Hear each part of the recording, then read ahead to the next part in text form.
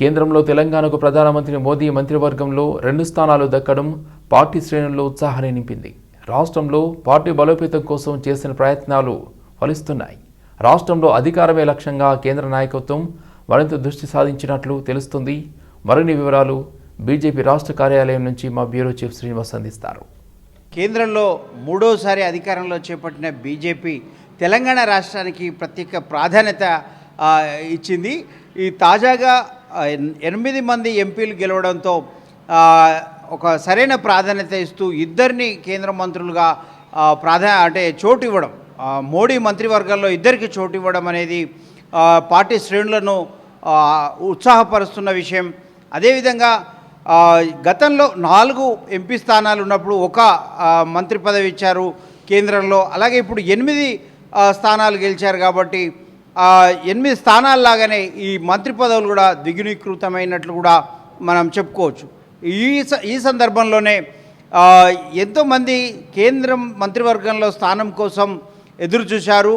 ఆ ఆశావాహులకు మరి మోడీ కావచ్చు, కేంద్ర పార్టీ కావచ్చు, బీజేపీ కేంద్ర పార్టీ కావచ్చు, కేంద్ర నాయకత్వం కావచ్చు, ఎలా అకామిడేట్ చేస్తుంది, వాళ్ళను ఎట్లా సంతృప్తిపరుస్తుంది అనేది కూడా ఆసక్తికరంగా మారింది. అదేవిధంగా రాష్ట్ర అధ్యక్షుడిగా కొత్త అధ్యక్షుడు రాబోతున్నారు. కొత్త వ్యక్తికి అధ్యక్ష బాధ్యతలు ఇచ్చే అవకాశం ఉందని కూడా వార్తలు వస్తున్నాయి.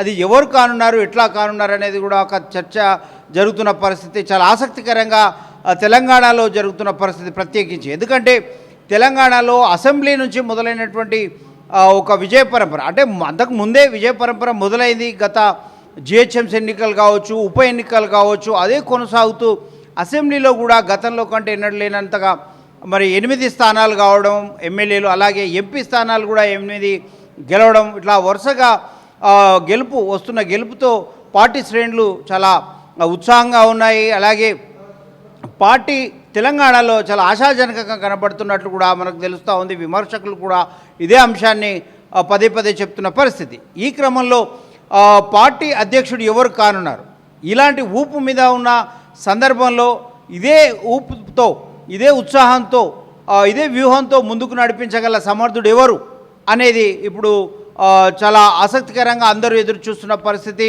ఈ క్రమంలో కేంద్ర క్యాబినెట్లో కూడా ఇద్దరు, అటు మాజీ కేంద్ర మంత్రిగా కిషన్ రెడ్డికి స్థానం లభించడంతో పాటు కొత్తగా మాజీ రాష్ట్ర బీజేపీ అధ్యక్షుడు బండి సంజయ్ కూడా స్థానం లభించడం అనేది ఒక విశేషంగా చెప్పుకోవచ్చు.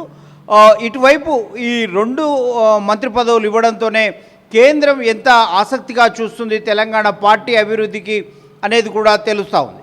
మరోవైపు రాష్ట్ర పార్టీ అధ్యక్షుడు ఎవరు కానున్నారు అనేది కూడా ఒక ఆసక్తికరంగా మారింది. ఇదే అంశాలపై మనతో తన అభిప్రాయాలు పంచుకునేందుకు ఎస్సీ మోర్చా జాతీయ కౌన్సిల్ కార్యవర్గ సభ్యులు, అలాగే న్యాయవాది కూడా, పాండిచ్చేరి ఇన్ఛార్జిగా కూడా వ్యవహరిస్తున్నారు వేముల అశోక్ మనతో ఉన్నారు.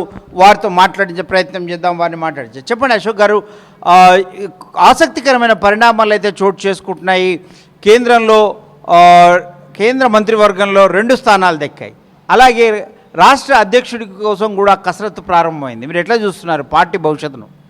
మొట్టమొదటిగా మన తెలంగాణ ప్రజలకు, ఓటర్ మహాశయులందరికీ కూడా ధన్యవాదాలు తెలియజేస్తున్నాం. ఎందుకంటే ఈ రాష్ట్రాన్ని అభివృద్ధి చేయాలని ఒక దృఢ సంకల్పంతో ఈరోజు 8 మందిని ఎంపీ పార్లమెంట్ స్థానానికి పంపించిన ఘనత మన తెలంగాణ ప్రజలకు ఉంది.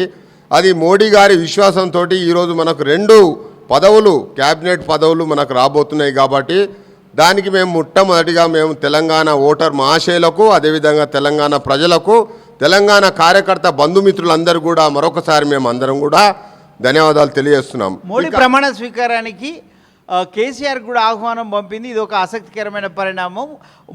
చివరి వరకు మోడీని వ్యతిరేకించిన కేసీఆర్ను కూడా ఆహ్వానించడం మీరు ఎట్లా చూస్తారు? కేసీఆర్కు అనేది కాకుండా కేసీఆర్ను ఒక మాజీ ముఖ్యమంత్రిగా చూడడం జరుగుతుంది. కేసీఆర్ ఏదో ఆయనకు ఆహ్వానం పంపినమనే ఆలోచన విధానం కాకుండా కేంద్ర ప్రభుత్వం రాష్ట్రపతి ద్వారా వచ్చే ఏదైతే ఆహ్వాన పత్రాలు ఉన్నాయో మాజీ ముఖ్యమంత్రులకు, మాజీ మంత్రులకు, అదేవిధంగా కేంద్ర మంత్రులందరికీ కూడా ఆహ్వానం పంపించిన క్రమంలోనే కేసీఆర్ కూడా పంపించడం జరిగింది. అందులో భాగమే కానీ కేసీఆర్ గారు ప్రత్యేకించి ఎన్డీఏ ప్రభుత్వం కానీ లేదా బీజేపీ కానీ పంపించిన ఆహ్వానం కాదు, అది రాష్ట్రపతి భవన్ నుంచి వచ్చిన ఆహ్వానం. రాజ్యాంగ సంప్రదాయబద్ధంగానే అవి చూడొచ్చా? రాజ్యాంగ సంప్రదాయం అనొచ్చా? అది రాజ్యాంగంగా రాష్ట్రపతి భవన్ నుంచి వచ్చిన ఆహ్వానంగానే చూడాలి. ఇక రెండో విషయానికి వస్తే ఈరోజు ఇక్కడ తెలంగాణలో అంతా ఉత్సాహంగా మనం భారతీయ జనతా పార్టీని ముందుకు తీసుకుపోతున్న ప్రజలకు కూడా రాబో రోజులలో కూడా నరేంద్ర మోడీ గారిని ఆశయంగా తీసుకొని ఈ రాష్ట్రంలో రాష్ట్ర ప్రభుత్వాన్ని కూడా మేము ఏర్పాటు చేయడానికి ఈరోజు 8 సీట్లను మేము కైవసం చేసుకున్నాము. తెలంగాణలో 8 సీట్లను అసెంబ్లీలో కైవసం చేసుకున్నాము. రాబో ఎన్నికలల్లో తప్పనిసరిగా 80 సీట్లను మేము కైవసం చేసుకొని ఈ రాష్ట్ర ప్రభుత్వాన్ని భారతీయ జనతా పార్టీ ప్రభుత్వాన్ని ఏర్పాటు చేస్తానని చెప్పేసి మేము ఘనంగా చెప్పగలుగుతున్నాము. అదే థ్యాంక్ యూ. ఇది మొత్తం మీద రాష్ట్ర బీజేపీలో కనబడుతున్నటువంటి ఒక ఉత్సాహము. ఈరోజు మూడోసారి ప్రధానమంత్రిగా బాధ్యతలు చేపడుతున్నటువంటి మోడీకి సంఘీభావంగా పార్టీ శ్రేణులు కూడా విజయోత్సవాలు జరుపుకున్నాయి.